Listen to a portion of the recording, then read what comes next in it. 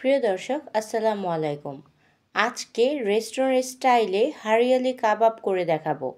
একদম ঘরোয়া মশলায় আর রেস্টুরেন্ট থেকেও বেশি টেস্টি হবে। তো চলুন দেখে নিই রেসিপি। এখানে আমি হাড়সহ 1 কেজি পরিমাণ মুরগির মাংস নিয়েছি। আপনারা ইচ্ছে করলে সলিড পিস দিয়েও কাবাবটি বানাতে পারেন। এখানে নিয়েছি হাফ কাপ পরিমাণ পুদিনা পাতা, হাফ কাপ পরিমাণ ধনে পাতা, 2টি পেঁয়াজ আর 4-5টির মতো কাঁচামরিচ। ব্লেন্ডার মেশিনে স্মুথ একটি পেস্ট করে নিয়েছি।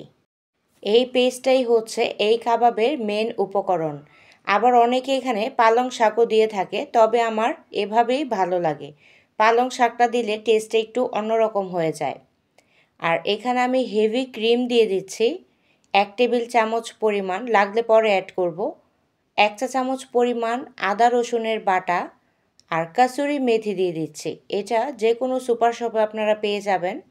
আমি 1 চা চামচ পরিমাণ নিচ্ছি, এটা হাতে একটু ক্রাশ করে দিচ্ছি। এটা খুবই কুড়মুড়ে থাকে, একটু হাত দিয়ে প্রেস করলেই গুঁড়ো হয়ে যায়।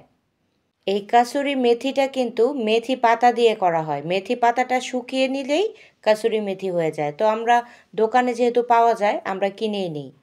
অ্যাড করে দিলাম স্বাদ মতো লবণ, হাফ চা চামচ পরিমাণ সাদা গোলমরিচের গুঁড়া, আরও অ্যাড করে দিচ্ছি 1 টেবিল চামচ পরিমাণ গরম মশলার গুঁড়া। আমি রেডিমেডটা নিয়েছি, আপনারা চাইলে যে কোনোটা ইউজ করতে পারেন। এর চেয়ে বেশি মশলা যদি ইউজ করতে চান কালারটা চেঞ্জ হয়ে যাবে, তখন আর সবুজ রঙটা কিন্তু কাবাবের থাকে না।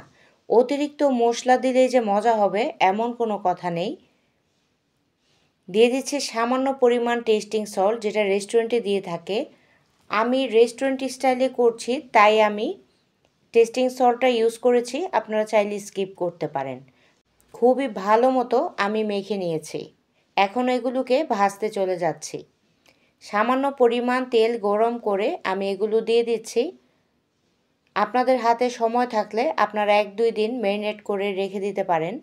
আমি 2 ঘন্টা রেস্টে রেখে তারপর ভাজছি। ভাজা হয়ে গেলেই দেখবেন রঙটা সামান্য পরিবর্তন হয়ে এসেছে। খুব বেশি ভাজতে গেলে কিন্তু ভিতরে মাংসটা শক্ত হয়ে যাবে, জুসি ভাবটা আর থাকবে না। আর এটা দ্রুত হয়ে যায়। তো কালার চলে এসেছে, দেখলেই বুঝতে পারবেন অন্যরকম কালার হয়ে যায়। সবগুলোকে আমি নামিয়ে নিচ্ছি।